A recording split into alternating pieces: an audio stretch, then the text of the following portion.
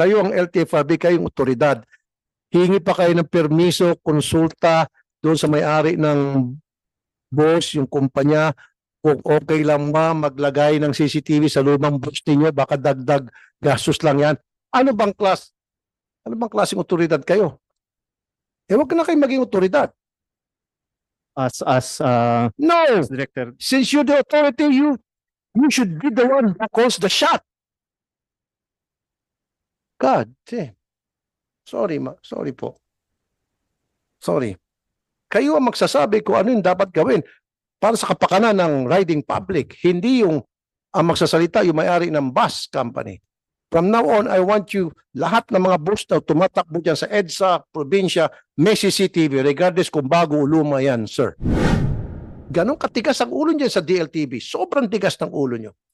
Sobra. Ngayon, kung sino-sino tatawagan nyo para awatin ako. Heck no. Don't do that. Di ba? Yes, Your Honor. Kayo yung may pudpud na gulong. LTO, siya yun. Pudpud na gulong. Na may pako pa yung gulong. O, bibiyahin nyo. At nung pupuntahan niya yung kumpanya ninyo para humingi ng tulong sa Tanyos, pinagtataguan ninyo. Attorney, pinaharap sa inyong attorney. Pinaikot-ikot. Sinabihan na sige, bigyan mo kami ng quotation. Nabigay siya ng quotation. Inikot-ikot na naman. Nakipag-agree kayo na wag nang magdemanda, wag nang ikulong yung driver, babayaran nyo basta't pumirma ng areglo. Ginawa ng pobre. Pinaikot-ikot yun. Pumunta sa amin. Tinawagan namin kayo. Binabagsakan nyo kami ng telepono. Now, we're here. Kung hindi pa siguro tayo ng Senado, hindi nyo kami sisiputin.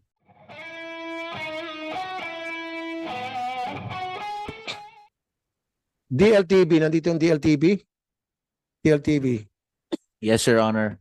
You're from DLTV? Okay. Binayaran nyo na yung nagreklamo sa amin?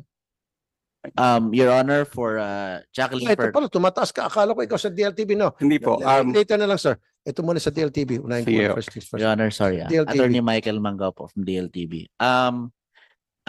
For Jacqueline Fernandez's claims, Your Honor, we will pay her on her terms, Your Honor. Okay, bakit kasi kinakailangan pang masenado bago nyo babayaran? Pinaikot-ikot nyo yung pobre for so many months na lugi sa kanyang negosyo kasi doon sa hindi pa nakakaalam, itong isang DLTV bus na wala ng preno, binangga niya, imbis na, okay lang naman ako doon, imbis na ihulog niya sa bangin o ibangga niya kung saan, binangga na lang niya doon sa karinderya, buti na lang at walang tao doon sa karinderya at that time, itong may-ari ng karinderya nawala ng hanap buhay, nawala ng pambayad sa mga trabahador niya doon. At ang masakit noon, habang wala siyang hanap buhay dahil sira-sira yung kanyang karinderya, yung bus niya tuloy-tuloy pa rin sa pagbibiyahe, kumikita. At nung pupuntahan niya yung kumpanya ninyo para humingi ng tulong sa Tanyos, pinagtataguan ninyo. Attorney, pinaharap sa inyong attorney. Pinaikot-ikot. Sinabihan na sige, bigyan mo kami ng quotation. Nabigay siya ng quotation. Inikot-ikot na naman. Nakipag-agree kayo na wag nang magdemanda, wag nang ikulong yung driver, babayaran nyo basta't pumirma ng areglo. Ginawa ng pobre. Pinaikot-ikot yun. Pumunta sa amin. Tinawagan namin kayo. Binabagsakan nyo kami ng telepono. Now, we're here. Kung hindi pa siguro tayo ng Senado, hindi nyo kami sisiputin. Ganon katigas ang ulo niyan sa DLTV. Sobrang tigas ng ulo nyo. Sobra. Ngayon, kung sino-sino tatawagan nyo para awatin ako. Heck no. Don't do that. Di ba? Yes, Your Honor. Kayo yung may pudpud na gulong. LTO, siya yun. Pudpud na gulong. Na may pako pa yung gulong. O, bibiyahin nyo. No, insurance. May insurance yung bus, yes or no? Yes, Your Honor. Kung meron, bakit pinatagal yung pinaikot-ikot? Your Honor. Kasi all you need to do kung may insurance, o ma'am, nabangga namin yung kalendarya, may tatawag sa inyo insurance adjuster. Wala eh. Ilang buwan inabot. So that means may walang insurance. Meron? Yes, Your Ano Honor. kasi insurance meron? Your Honor, our insurance is limited to third persons, meaning it is limited to injuries, Your Honor. Injuries, Yes, Your Honor. damage to properties, third party damage to properties, wala? Wala, Your Honor. Well then, dapat meron LTFRB. LTFRB, Your Honor, regarding po sa third party liability, sa LTO po yun, Your Honor. Sa amin LTO. po, sa LTFRB po, ang nire-require naman po namin yung passenger insurance po. nasa yung LTO dito? Okay. Well then, dapat meron damage to property. Di ba? Your Honor, may I just So kung wala kayong yes. then I will require LTO na yung TPL, that's TPL, di ba? Third party liability kung tawagin. Alam ko yung TPL na yun, maraming racket dyan eh. Maraming racket dyan. Gusto ko sa TPL kasama yung damage to property. Hindi lamang doon sa person. So kaya pala nagpasikot-sikot kayo. Your Honor, let me just explain what happened with that. Mrs. Fernandez came to us on a holiday, so there was no personnel, Your Honor, to assist her. Now, when it comes to giving assistance, we always do that, Your Honor, to claimants who have the right to because of the damage that we have done. Sir naman, anak ng dagat, sabi pa nga nila. Imbis na magmura ko yun na lang, Englishin mo lang yung anak ng dagat. Okay. Sir, yung complainant nagpabalik-balik sa inyo, kung sino-sino na kinausap, pinagpapasapasan parang bola, pinaikot-ikot na parang trompo. Kaya nga pumunta na sa akin, bumiyahe pa ng malayong lugar, pumunta sa akin. Usually, yung mga pupunta sa programa ko, they come to me as a last recourse. Ako na yung pinakahuling pag-asa nila. Dahil kung pinagbigyan nyo agad siya at kinausap nyo agad siya, hindi na pupunta sa programa ko yun. Lahat na pupunta sa programa ko, yun yung parang wala ng pag-asa. O, sana, pag ganun, ayusin nyo na agad. Huwag Yes, nyo na Your pahirapan. Honor. We always have May itong pobre na para hindi na magdemanda, para makipag-areglo na. Para yung bus hindi na impound. Yung bus ninyo na nawala ng brake, nagbibiyahe pa rin ngayon. Yung ba'y pina-inspect nyo muna? Yes, Your Honor. We have had it done in maintenance. Your O kaya Honor. nga, buti pa nga yung bus ninyo, after na makabangga, makasira ng karinderya, kumikita na agad.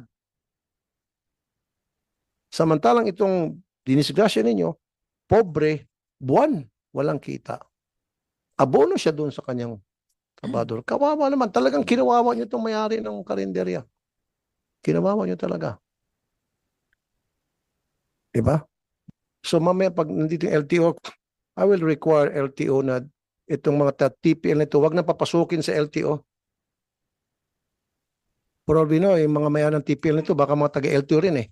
Baka mga kamag-anak, dyan lang sa garahe ng opisina, naglagay ng typewriter at TPL ka na. Company. Yes, sir, Mr. Balbuena. Sana Mr. Chair, lahat nung sa jeepney, marami sa amin yung mga hindi na registered ang mga PUJs. Pero gusto namin bumiyahe at bumibiyahe kami. Nakikiusap din ang Chamber of Commerce dahil nga kung tatanggalin at hindi na irirehistro itong mga jeepney namin. Dahil naglabas po ng memorandum circular ang LTFRB na kaming mga hindi nakapag-consolidate, Mr. Chair, hindi na kami bibiyahe. Hindi na rin kami makakapagparehistro. Hindi, pinapabiyahe Pero ka na. hindi nila kami binibigyan ng confirmation ng LTFRB at LTO, hindi kami nire-registered pagka wala pong confirmation galing sa LTFRB. Iniipit kami pero kung tatanggalin mo itong 50,000, 50,000 na hindi nag-consolidate, Mr. Chair, wala nang masasakyan ng taong bayan. Ang Philippine Chamber of Commerce na ang lumapit sa amin na huwag kaming tumigil sa pagbiyahe. Suspended din natin muna yan, Mr. Balbuena. Am I right? Sa may LTFRB. Hindi po kami nire-rehistro, Mr. Chair. Hindi kami binibigyan ng confirmation. LTO? Mr. Chair, we cannot register if there's no confirmation. As Mr. Balbuena say, kung may confirmation from LTFRB, i-register po namin yun. Kasi Mr. Chair, ang guidelines na inilabas ng LTFRB, hindi kami pwedeng bigyan ng confirmation kung hindi kami magko-consolidate. Yun po ang sinasabi nila. Pero Pero di ba pinapayagan suspended mo nila ng kami? consolidation? Pinapayagan kaming magbiyahe dahil sa kakulangan ng public Yes. transportation. Yes. Pinapakinabangan tayo, nagsiservisyo tayo sa taong bayan, pero ginigipit pa rin kami, Mr. Chair. Saan kami pupunta? Di ba, Kasi kailangan tayo ng taong bayan. Yusek Ortega, di ba suspended muna yon? Kasi yung sa kulang sa sasakyan, hindi pa naman talaga nabuo yung programang inilaan doon, yung guidelines para tuluyan ng buo yung modernization program na yon. At the moment po, yung sa consolidation, tapos na nga po yung proseso regarding sa consolidation. So at the moment po, kasi narinig ko po, no, pasensya na po, lumabas lang ako, narinig ko po yung sinasabi na pagkukulang. Precisely po, yun po yung objective ng LTFRB to know kung kulang yung sasakyan sa mga ruta para malaman natin kung dadagdagan or kung sobra. At the moment po, normal po ang pagtakbo natin ngayon sa mga kalsada as reported by different regional directors po ng LTFRB.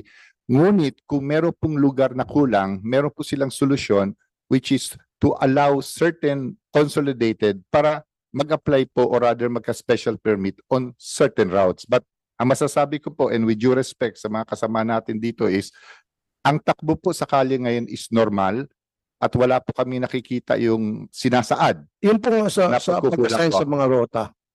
Naayos na rin po yun? Yung route Ay, yes, rationalization? salamat po, no?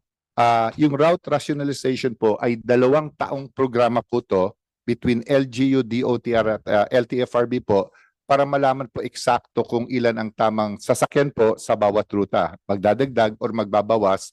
After consolidation po, ito po yung ginagawa po natin ngayon. Okay. So, mamaya na muna, sir. Doon muna sa ano nyo ako, nilito nyo po ako, sir. Doon muna sa first things, disgrasya. TPL. Tulad nitong sa DLTV, nakadisgrasya, nakabangga ng karinderya. Doon pala sa TPL na binibili dyan sa tabi-tabi sa LTO, pang ano lang tao lang daw, injury sa tao.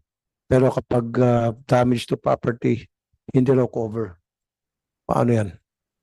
Opo. Mr. Chair, yung kung ano yung coverage ng isang TPL is nakadepende lang po kami dun sa Insurance Commission kung ano po yung coverage na binili ng isang registered owner. Do not allow these people na nagtipid ng TPL na wala yung coverage doon na damage to property, yung dental Insurance Commission. Then nanduloko itong mga itong mga taga-may-ari ng TPL. Opo. Naman, make it a requirement na kasama sa coverage yung damage to property. We'll coordinate with the Insurance Commission, Mr. Chair. Di ba? Kaya pala may mga ambulansya, mga sasakyan na nakabangga ng kotse, walang pambayad. Walang pambayad. So useless tong TPL na ito. So kung yung isang bus nakabangga ng kotse, warak yung kotse at walang nasaktan doon sa loob ng kotse, hindi babayaran. Damage to property. Ayun yun, no? Ano ba, nasira yung kotse, hindi babayaran. O nasira yung karinderya. Nasira yung bahay. Yan nangyari, di ba sabi mo, attorney? Manggaw. Yes, Your Honor. Oh. It would usually take us 1.5 months to settle property damages, Your Honor, because we have to also balance it out with our accounts. So paano to, Attorney Greg? We'll coordinate with the Insurance Commission, Mr. Chair, to increase yung coverage po ng TPL to include damage to properties. Exactly. So, yan na yung mga problemang nagsusulputan sa programa ko na yung bus na nakabangga ng kotse, nakabangga ng business establishment, ng bahay pa minsan. Ang tagal bago mabayaran kasi pala walang insurance coverage. Kasi kung may insurance coverage yun, mababayaran agad-agad. So I want that to happen immediately, ASAP. Coordinate with Insurance Commission and then give me feedback in 5 working days, sir. Yes, Mr. Chair. So, anong klaseng inspection ginagawa natin to ensure na lahat ng mga buses ay may mga insurance? Ano po yan, Mr. Chair? Sa kung public utility vehicles po, on the part of LTFRB, hindi po nila i-confirm kung wala pong passenger accident, walang passenger insurance. Pag na-confirm naman po sa amin, hindi rin naman po namin i-register kapag wala pong third-party insurance. So, hindi po mag-go yung registration kung walang electronically uploaded na confirmation and PPL. Okay, and then I'll take questions from them. Diba gumawa tayo ng inspection, nandun po kayo sir, kasama po kayo. Salamat again for the second time at sumama kayo sa amin. Na-inspect na ba yung mga bus para masiguro yung kanilang mga gulong ay hindi pudpod bago sila bumiyahe? Okay na ho ba yung mga kanilang mga fire extinguisher, yung mga fire exit kapag nag-discrasya? Yung po ba, na-implement na yun? Yung Tinanggal na ho ba yung mga extra na mga patpat doon na upuan ng mga pasahero, na excess passenger, nag-overloaded? Mr. Chair, as regards po dun sa mga gulong, hindi lang po sa garage natin ini-inspect, hindi po sa mga roadside, pina-flag down po natin sila, chine-check po natin yung mga gulong nila kung pudpud na. Kung pudpud na po yan, tinitikitan po yan, tapos yung mga pasahero po, hinahanapan po natin ng lilipatan para hindi na makapagpatuloy pa na sa pagbiyahe. As regards po dun sa requirements po na dun sa loob ng bus as a public utility, we are coordinating with the LTFRB, Mr. Chair, para po ma-mandatory na po nila yan na mailagay po nung mga public utility Yung mga operators. dashcam, CCTV, meron na ba yan? Lahat ng bus? Kasi nung nag-inspect ako, hindi lahat. Kasi importante yung magkakaroon ng CCTV for the safety of the passenger as well. Kasi, ito, bago yung sagutin. Yes, sa Metro Manila, okay, iba meron, iba wala. Sa probinsya, halos lahat wala daw kasi nag-react sa comment section yung maraming mga commuters. So dapat pinag-usapan natin dito nationwide, hindi lang Metro Manila and karatig na probinsya. So yung mga CCTV, sir, na-implement yun na yun. Lahat ng buses dapat may CCTV. Even itong mga regular buses dito ay nagpa-apply sa EDSA, Commonwealth. Hindi lang sa provincial buses. Dapat lahat ng bus may CCTV. Yes, Your Honor.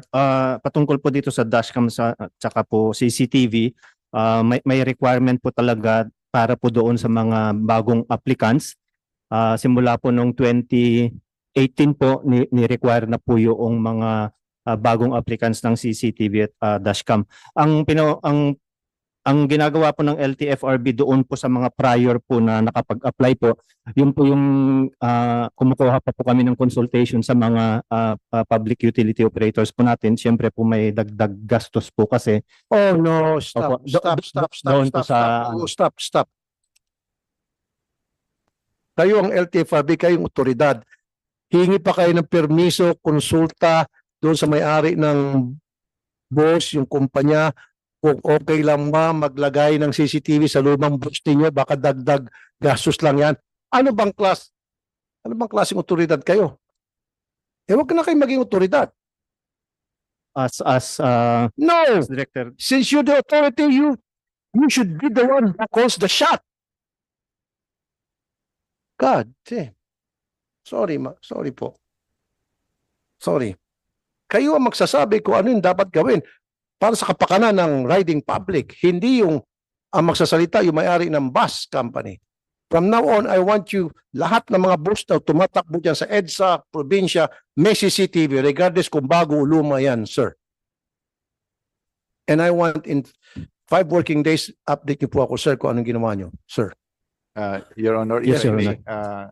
Yes, tama po kayo. So magtutulungan po kami ng LTFRB to implement things that you mentioned today wherein ika nga yung paghingi po ng paalam, I think it is in our authority po to implement things as long as safety po ang ating objective. Thank you, Your sir. Honor. Thank you.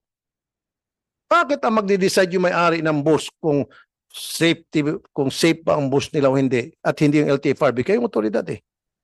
And I want all buses, public buses na merong emergency exit. Na in case of emergency, meron silang bintanang tatakasan. Pag bus na nasusunog o pag bus na tumaob palayo lang, makakatakas sila. And I want all buses na merong fire extinguisher. Kasi na mag-inspect ako, maraming wala. At hindi expired. Bagong refill. And I want that fully implemented. At ito pa, isa pa. Tuloy-tuloy pa rin ako nagreklamo. Ayoko na makarinig ng mga bus terminal na naglalagay na may CR para sa kanilang pasahero at naniningil ng 5 pesos, 10 pesos. Lahat ng CR ngayon sa lahat ng bus terminal, libre. Pag ako makatsamba dyan, sa maniwala kayo sa hindi, minsan pupunta ko ng probinsya, pupunta ko Isabela, pupunta ko ng Batangas, subukan ko, pupunta ko ng Cebu, subukan ko pumunta sa bus terminal, incognito. At kapag meron pa rin bus terminal na naniningil sa mga CR, pagmumurahin ko kayo, promise, off-air nga lang. Hindi nga lang sa publiko. Pagmumurahin ko kayo, LTFRB, LTO, ay LTFRB and DOTR, nakapagod na eh. Please, niloloko natin yung mga riding public. Dapat kasama na sa bayad ng pasahero, yung pasahe nila, yung libreng CR. Maniningil eh. Pag yung gusto mong libreng CR, mabaho, madumi, sige. Gusto mo yung mabango at may toilet paper and all, alagado ka, 10 pesos. Buksan pareho lahat ng CR yan. Pagandahin at libre lahat. Gusto ko po mangyari yan, can you assure me, Yusek Ortega, effective immediately? Kasi di ba nung nag-inspect ako, may mga nagsunod. Pero yung mga taga Mindanao, taga Visayas, sabi hindi, dito, sir, tuloy-tuloy pa rin, nagbabayad pa rin kami. Yes, Your Honor. In fact po, to be fair with LTFRB, lalo na po si Chair Guadis, yung po yung sinagot niya sa inyo, naalala ko po yon, and precisely after a week he was doing it. So wala lang po akong report kung eksakto ano po yung development. But I-suspend nyo kasama yung po ano, yun. o multahan nyo na malaki yung may-ari ng bus na ayaw pong sumunod.